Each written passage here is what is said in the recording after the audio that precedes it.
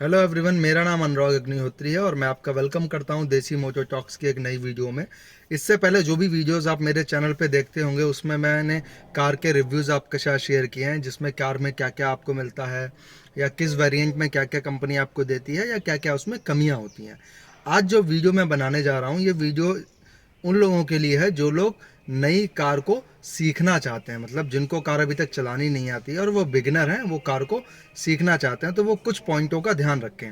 इस वीडियो में मैंने कुछ पॉइंट्स अपने ऑलरेडी नोट किए हैं, जिनके बारे में मैं आपको थोड़ा बताऊंगा कि क्या क्या पॉइंट्स जो हैं वो आपको ध्यान रखने चाहिए अगर आप न्यू बिगनर हैं। सबसे पहले पॉइंट की अगर मैं बात करता हूं तो वो रिस्पेक्ट है। रिस्पेक्ट मतलब कार में जो जो आपको फंक्शन दिए गए हैं आप उनको प्रॉपरली यूज़ करें। ऐसा नहीं होना चाहिए कि आप कोई भी फंक्शन आप ऑन कर दे रहे हो जिसकी आपको नीड नहीं है। मैंने बहुत बार देखा है कि जो न्यू ड्राइवर्स होते हैं या न्यू बिगनर्स जो होते हैं वो हज़ार्ड लैम्प को ऑन कर देते हैं और चलती गाड़ी गाड़ी चल रही है, उनको कहीं मुड़ना नहीं है, कहीं कहीं नहीं जाना, लेकिन हज़ार्ड लैम्प उनकी ऑन है, चारों इंडिकेटर्स उनके लगातार जल रहे हैं। इससे पीछे जो आपके कार आ रही है, जो उसका ड्राइवर है, उसको दिक्कत होती है। इन चीज़ों का आप ध्यान रखें। बाकी ये भी नहीं होना चाहिए कि आप डैशबोर्ड पे पैर रख रहे हैं, डैशबोर्ड पे पैर रख के चला रहे हैं, या कोई भी पीछे बैठा है वो यहाँ तक पैर पसार के बैठा हुआ है।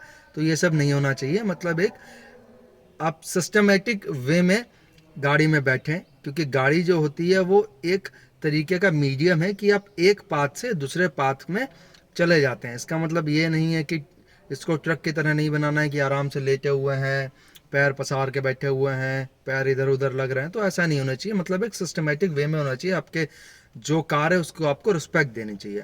सेकंड की अगर मैं बात करूं, आजकल क्या है कि लोगों के पास कार नहीं होती है, लेकिन वो कार लेने से पहले ड्राइविंग स्कूल ज्वाइन कर लेते हैं, जो कि मेरे हिसाब से एक बहुत बड़ी गलती है। क्योंकि आप ड्राइविंग स्कूल में जाएंगे, आप 2 महीने या जो भी वो 1 महीने सिखाते हैं आपको, आप उनकी कार में ड्राइव करेंगे, आप उनकी कार को चलाएंगे, आपको जो हैबिट हो जाएगी वो उनकी कार में हो जाएगी। और वो कोई बहुत बड़ी कार में आपको नहीं सिखाते हैं। वो ज़्यादातर मैंने देखा है वो अल्टो हुई या 800 हुई, कुछ दिन आपको स्विफ्ट चलवा देंगे, तो ऐसी कार में वो आपको सिखाते हैं। और अगर आप सीख भी गए, आपके पास कार नहीं है, अगर आप 15-20 दिन घर में बैठ गए तो वो आपके लिए बेकार हो जाएगा।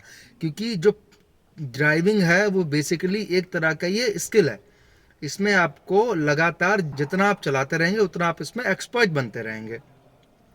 तो मेरा सजेशन ये है कि अगर आपके पास कार नहीं है और आप लेने का प्लान कर रहे हैं, तो लेने से पहले आप ड्राइविंग स्कूल में कृपया करके ना जाएं। उससे बेटर अगर आपको थोड़ी बहुत कार की जानकारी चाहिए, आप यूट्यूब पे बहुत सारी वीडियोस पड़ी हैं, वहाँ पर आप देख सकते हैं। अब मैं कुछ आपको और पॉइंट्स बताने जा रहा हूँ कि कार में जो मिरर्स होते हैं, मिरर्स मैं आपको दिखा देता हूँ। कार में जो मिरर्स होते हैं, जैसे कि ये मिरर है, इस मिरर का काम ये होता है कि जो पीछे आपकी गाड़ी आ रही है या पीछे कोई भी ऑब्जेक्ट है वो आपको दिखता रहना चाहिए। बहुत लोग क्या करते हैं, जो वहाँ पर आपको 2 हेडरेस्ट दिख रहे होंगे उसके पीछे शो के लिए कुछ इमोजीज रख लेते हैं या तकिया रख लेते हैं, तो वो उससे क्या होता है कि आपकी विजिबिलिटी कम हो जाती है। तो इसकी पोजीशन आपको बिल्कुल एक्यूरेट रखनी है ताकि आपको पीछे वाला ऑब्जेक्ट जो है प्रॉपर दिखता रहे। वही केस आपके साइड वाले मिरर्स का है। ये मिरर्स आपके एक तो ऑन होने चाहिए, बहुत लोग फोल्ड करके चलाते हैं जो कि एक सही प्रैक्टिस नहीं है। यह आपके ऑन होना चाहिए, ऑन के साथ साथ ये आपके प्रॉपर एडजस्ट होने चाहिए। हो सकता है कि आपकी कार में अंदर से एडजस्ट हो जाएं, जैसे कि मेरी कार में यहाँ से हो जाते हैं। हो सकता है बहुत लोग को यहाँ पर एक ऑप्शन दिया जाता है, तो जो भी ऑप्शन है इसको आप प्रॉपर तरीके से एडजस्ट कर लें, ताकि जब भी आप कार ड्राइव करें आपको प्रॉपर जो है पीछे का व्यू मिलता रहे कि कौन आ रहा है, गाड़ी पास हो रही है या कोई बाइक वाला है, ताकि आप टर्न करें, गाड़ी को मुड़ाएं तो उसमें कोई आपको दिक्कत नहीं होनी चाहिए। सेम केस आपका इस वाले मिरर के साथ होना चाहिए। एक चीज़ और आपको ध्यान रख रही है, मिरर आप एडजस्ट करने के बाद ऐसा नहीं होना चाहिए, क्योंकि न्यू बिगनर्स का क्या होता है कि वो ज़्यादा फोकस सामने करते हैं, वो मिरर्स पे फोकस नहीं करते हैं क्योंकि वो उतने एक्सपर्ट नहीं होते हैं। लेकिन आपको इन मिरर्स पे फोकस ज़रूर करना है। हो सकता है कि आप गाड़ी को टर्न करें और हो सकता है कोई बाइक वाला पीछे आ रहा हो, उसमें आपकी कार का एक्सीडेंट होने के चांसेस बढ़ जाते हैं। तो आप गाड़ी चलाते समय इस बात का ध्यान रखें कि आपको अपनी सेफ्टी तो करनी है, साथ साथ जो आपके आसपास जो लोग चल रहे हैं, जो लोग और कार से चल रहे हैं या बाइक से चल रहे हैं, उनकी सेफ्टी की जिम्मेदारी भी आप पे ही होती है। तो इन चीज़ों पे काफ़ी ध्यान रखें।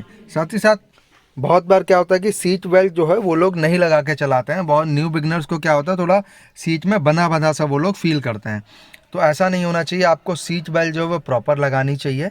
सीट बेल्ट अगर प्रॉपर लगेगी तो उससे क्या होगा कि अगर सपोज कभी आपको एक्सीडेंट होने का चांसेस होता है, तो अगर आपके सीट बेल्ट नहीं लगी होती है तो बहुत बार देखा गया है कि जो एयरबैग जो आपके यहाँ पर अवेलेबल होता है वो ओपन नहीं होता है, तो वो आपको उतना सिक्योर नहीं कर पाएगा। तो सीट बेल्ट आप बिल्कुल लगाएं, और अपनी तो लगाएं लगाएं, जो आपके को पैसेंजर में बैठा है उसको भी आप बोलिए कि वो भी सीट बेल्ट लगाए, क्योंकि आप कार ड्राइव कर रहे हैं, आपकी जिम्मेदारी बनती है कि जो भी कार में पैसेंजर बैठे हैं उनकी सेफ्टी आपके हाथ में है। तो कृपया करके उनको भी आप बोलें कि आप भी सीट बेल्ट लगा लीजिए। कभी कभार क्या होता है कि जैसा कि आपने सीट बेल्ट नहीं लगाई, तो आजकल कार्स में क्या होता है कि आपको एक सीट बेल्ट अलार्म दिया गया है, जो कि आपको इंडिकेट करता रहेगा, टू टू टू टू करके ऐसे आपको बजता रहेगा, जिससे कि आपको पता लग जाता है कि कार में आपकी जो है सीट बेल्ट नहीं लगी है। साथ ही साथ आपको यहाँ पर इंडिकेशन भी दिखता है, अगर आप ये देखेंगे तो इस तरह से इंडिकेशन भी दिखता है।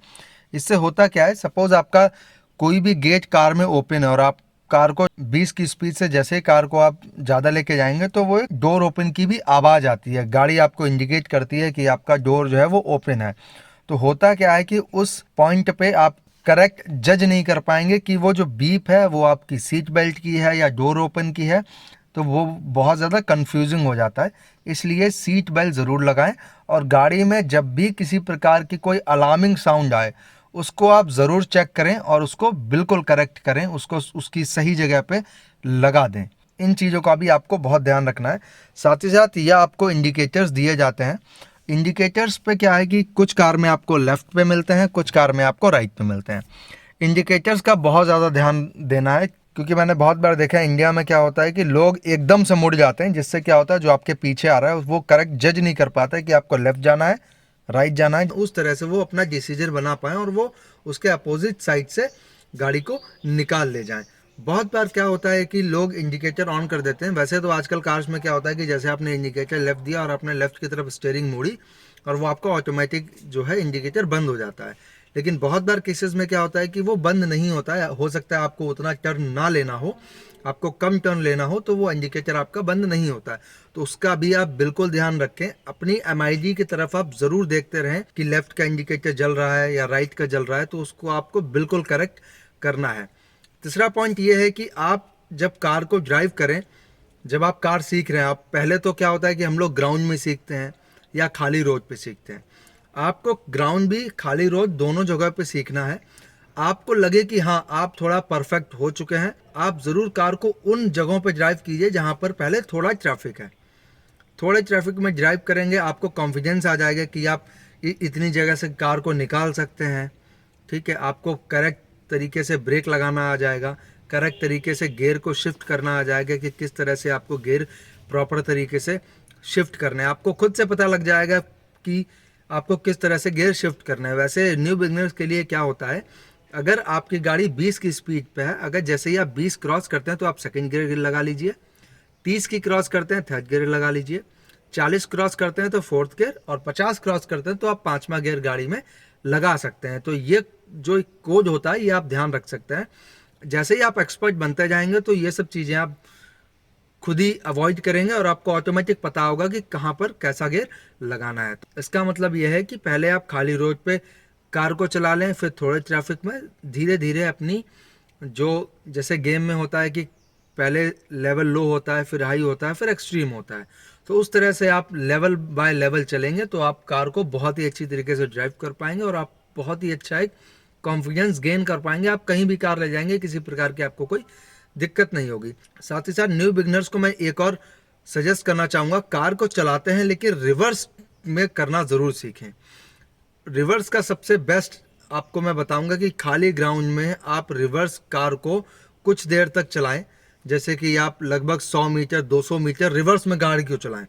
इससे क्या होगा, एक तो आपका कंट्रोल आ जाएगा आपके रिवर्स गियर पे कि रिवर्स गियर को किस तरह से कितनी स्पीड देनी है, तो ये सब चीज़ें आप सीख जाएंगे। साथ ही साथ कहीं आप कंजस्टेड एरिया में कभी फंस गए और आप न्यू बिगिनर है तो वहाँ पर आपको दिक्कत होगी, तो उस तरह से आप प्रॉपर तरीके से रिवर्स कर पाएंगे।